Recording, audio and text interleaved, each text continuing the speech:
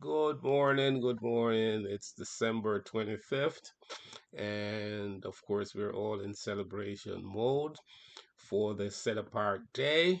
And For many, it may have, different meaning, but especially for the Christian environment, the Christian, socialization, we celebrate the birth of Jesus Christ. But in whatever manner you're um you're celebrating this, I want to wish you all a Merry Christmas and season's greetings, in addition to the hope for a great new year. I bring you greetings on behalf of my family, the All Loyal Voices Association, Ivanetti After School and Tutoring Services. I also bring you greetings on behalf of the students, principals, and everyone that falls under the umbrella of All Loyal Voices Association. It's this time of the year when togetherness is just a part of us all. Is this time of the year when there is sharing and caring and the whole level of wanting to be family, kicks in. We need to own in on these things and make sure that it's just not it's just not for this special day, but should be something that continues. Um, What we need to do, though, we have to, in my opinion, remove the emotional aspect of it and apply meaning. Meaning is very important to whatever you do. And unless it's something that has attached to it some great meaning, it will be short lived. And over the years that I'm living, really, Christmas is just a few days or a single day, and the season of rejoicing, that season of caring, that season of being reverent, that season of giving thanks is just short. I think it should mean a bit more than that. So, in whatever way you're celebrating, in whatever you're thinking, in whatever your understanding of Christmas is, I know there is this underlying part of it that speaks to togetherness. So let's use this common part of the celebration to keep us all together, because so long we have been going through this where we unite for 1 minute and then we separate. We haven't seen each other for years sometime, or for at least that 1 year, and then we come together to celebrate and say we give thanks and we're families and we're friends and we are associates and we are everything. But at the same time, as soon as January kicks in, everybody moves on to their, in different directions. And of course, life is busy and we need to have our space. But at the same time, we have to reserve some time. We have to set aside time for communicating.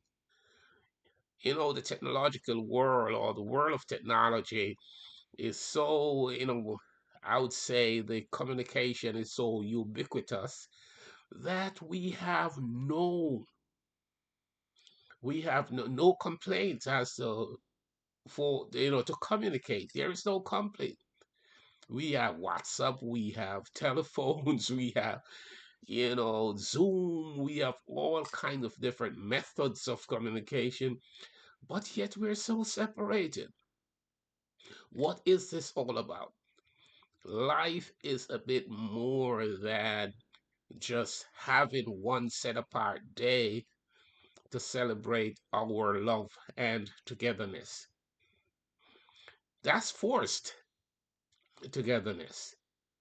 We need to be together under any condition, but unless we make that effort to do this, this cycle, this everyday hitting the restart button will be there.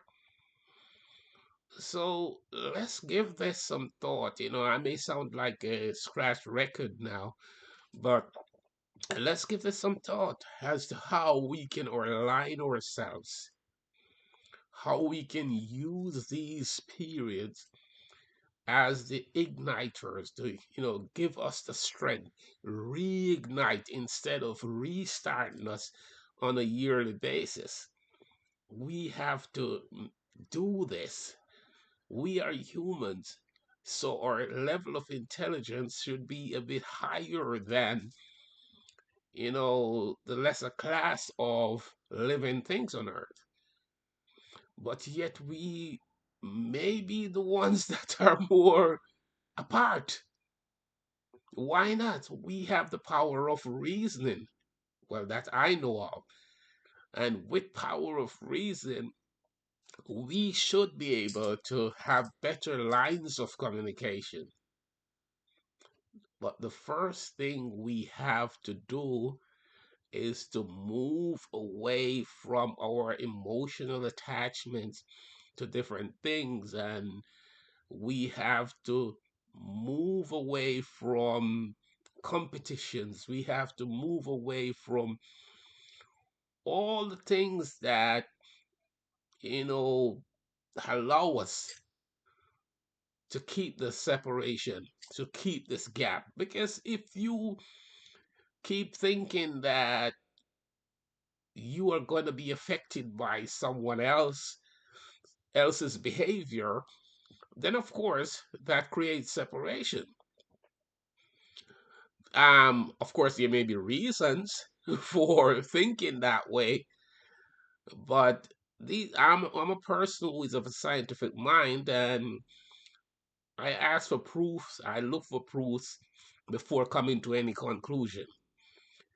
And unless there is proof, I don't think that's true. I may be wrong at times, yes, but I search for the proof and all the inferences that allow for, you know, accessing the truth. When that's there, then of course we may have to go our separate ways if it cannot be mended, if things cannot be mended. But otherwise, there is a path for us to all merge in the same lane, for us to be on the same pathway to a greater tomorrow.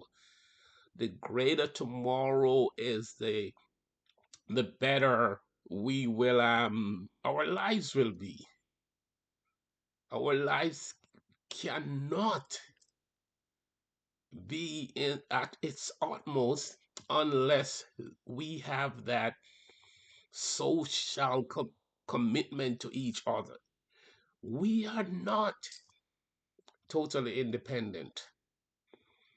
So we have to use what's common to us and depend on each other. So unless love, togetherness, and that want to be together is there, we cannot move forward, or we cannot reignite the spirit that Christmas brings. We'll keep igniting, we hitting the start button every year.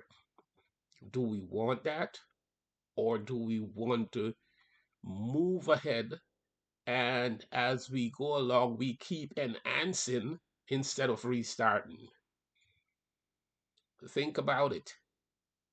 Think about it. In the spirit of Christmas, I want you to give yourself a bit of time and use that time. Retrack. Look back at your own life.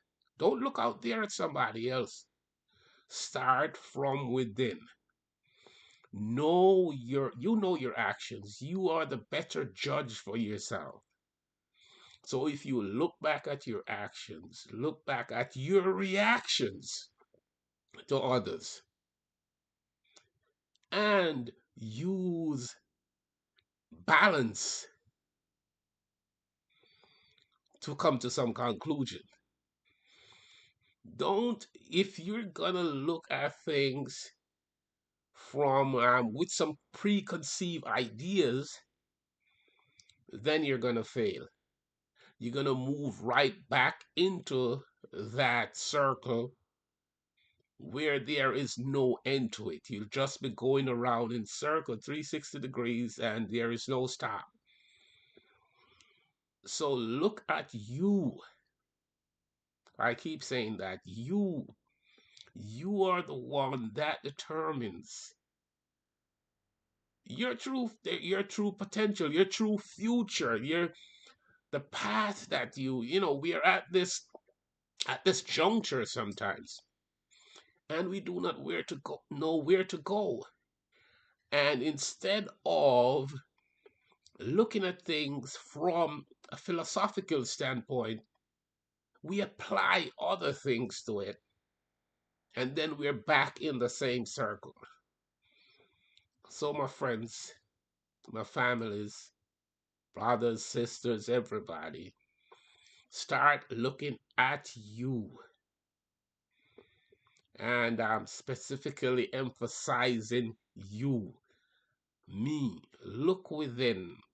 What am I doing? What have I done? How have I reacted to situations? How do I try to fix situation?